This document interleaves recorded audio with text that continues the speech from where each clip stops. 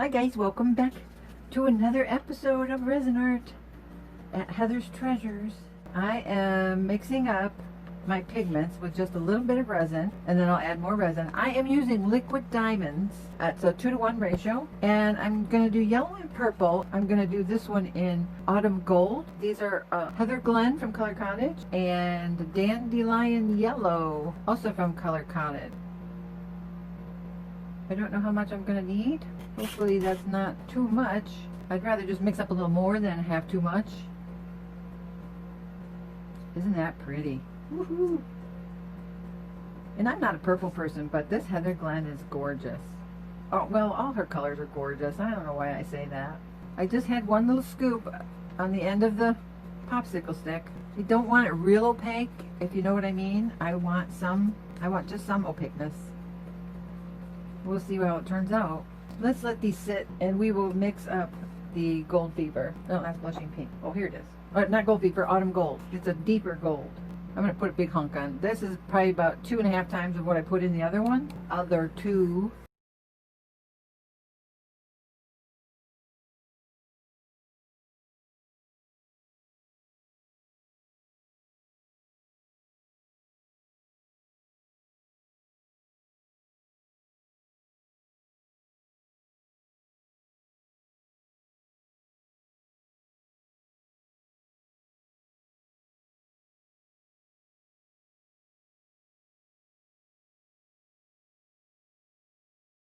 Look at how pretty that is. It's such a rich gold.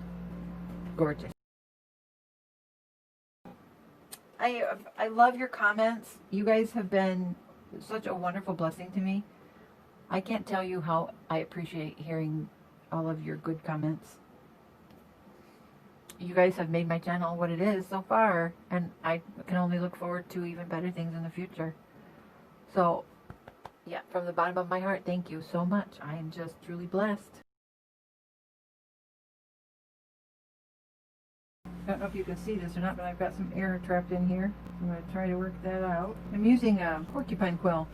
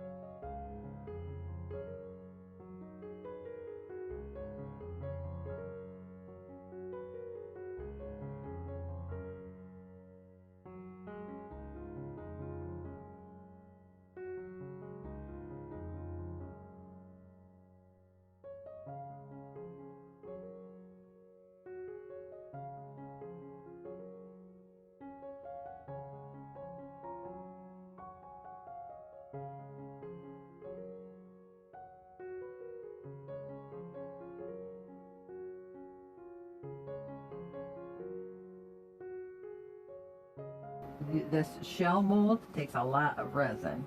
I wonder if I could do a really fragile lid with UV resin, you know, like pour it all in and then pour it out and then set what's in there so that it would just make just a shell of the shell. Does that make sense to you guys? If anybody's ever worked with clay or making ceramic mold where they have this stuff called slip, it's really runny. And you pour it in and you let it sit for 5 minutes and then you dip it out, and then what's left on the sides clings to the sides, and that's how you get a hollow piece of ceramic.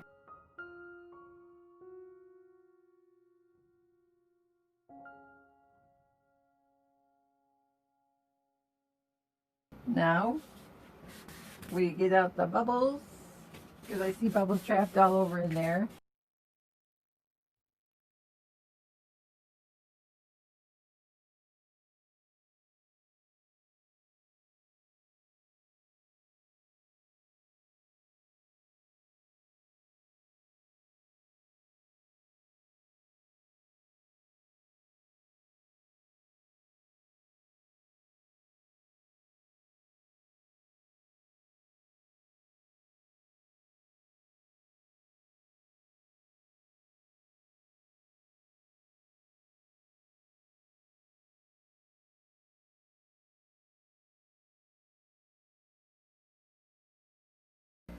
Okay, I'll babysit these, and we'll come back when they're cured. Okay guys, it's time to pull these molds apart. I wanted to show you I had some leftover resin, so I filled in this mold here. I did a couple with some coffee bean brown mica powder by Cottage. This one, I feel I put mica powder on it. And I think this one I did not. So I went, oh, look at the difference. Wow. Who knew there would be such a difference? I like the shiny better.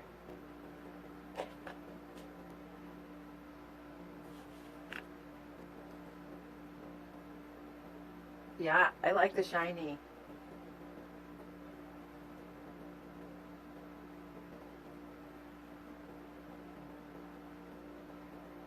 Look at these cute little tiny seashells.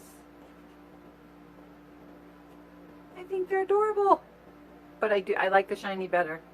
So I know now, when I'm doing this stuff, if I want it to be shiny as opposed to just, well, the mold is not shiny itself, so I'm not going to get a shimmer, but I do get one with the mica powder applied to the mold. So yeah, I like that much better. Okay, this one. Let's do the big one first, because I came back down earlier today and it was set, but it had sunk so much that I had to put some more resin in it. So I used Alumilite. It's a 20-minute curing, and after about 10 minutes I left it and more air micro bubbles came up. So, and this is awfully heavy, and I can't get, there we go. It's very heavy because it's so thick. I've got some air bubbles.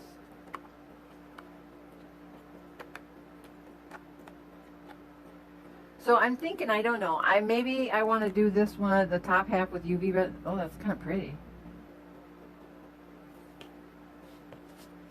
UV resin, like I had spoken earlier, pour it in and then pour it out, and then what's left clinging, hit it with a UV light.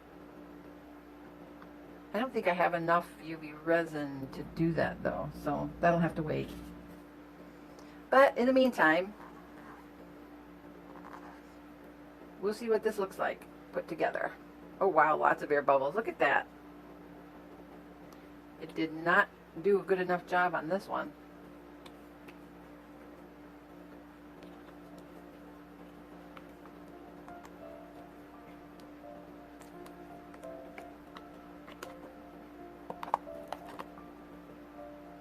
Pretty.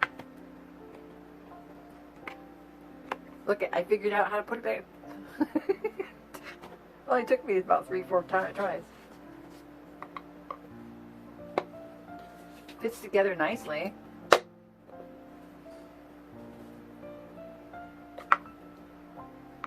Yeah.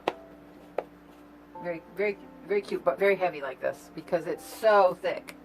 You can see there's a lot of resin in there.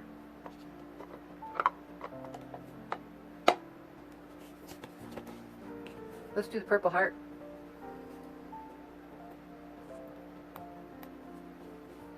These are a little difficult to get started. There we go. I like the shininess of the mold. That's really pretty.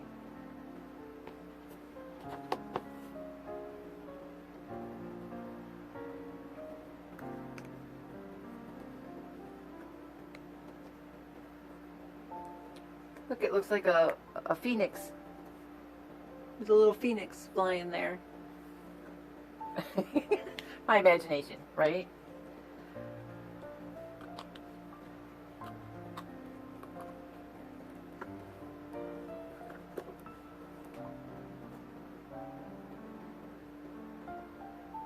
It looks pretty.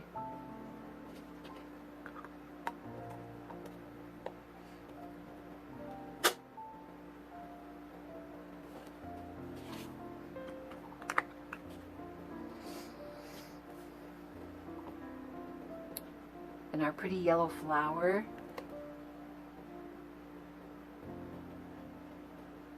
A few air bubbles, it's okay. It's still pretty. Nothing on the top anyway.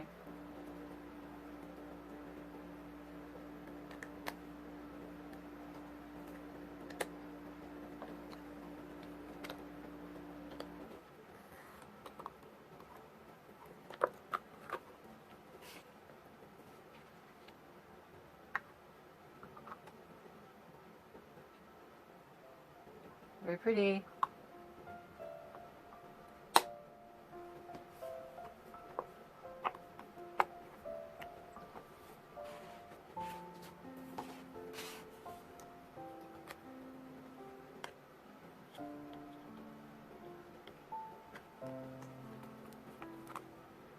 Oh my, nasty air bubble there.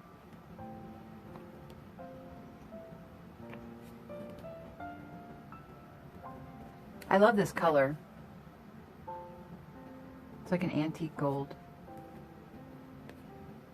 Kind of a plain top. I think that this one would have to be decorated and then domed. This one is interesting because the holes are really small, the compartments.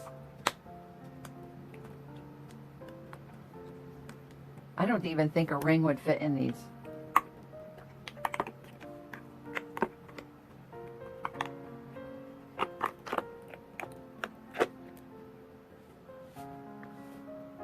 Boy, didn't do such a hot job on this one. Lots of bubbles. Fits together nicely.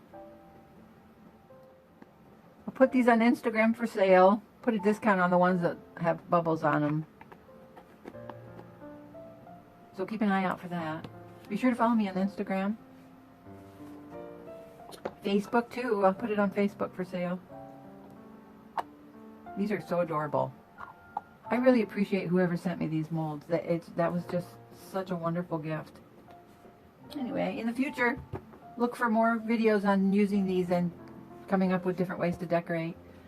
If I ever am able to get some UV resin, I will try that method out and see how that works. I love that seashell design. And the heart and the flower. This would be cute if I could somehow apply mica powder with a center and some streaks and then fill it with white. Wouldn't that be adorable? Okay, all right, enough oogling over these pretty trinket boxes. So thanks for joining me, guys. I really appreciate it. Keep an eye out for some new videos coming out. I'm going to start something new that I've never done before. It's exciting. I'm really excited to try it, to see if I can do it. But anyways, until the next time, we will see you later. Love you. Bye-bye.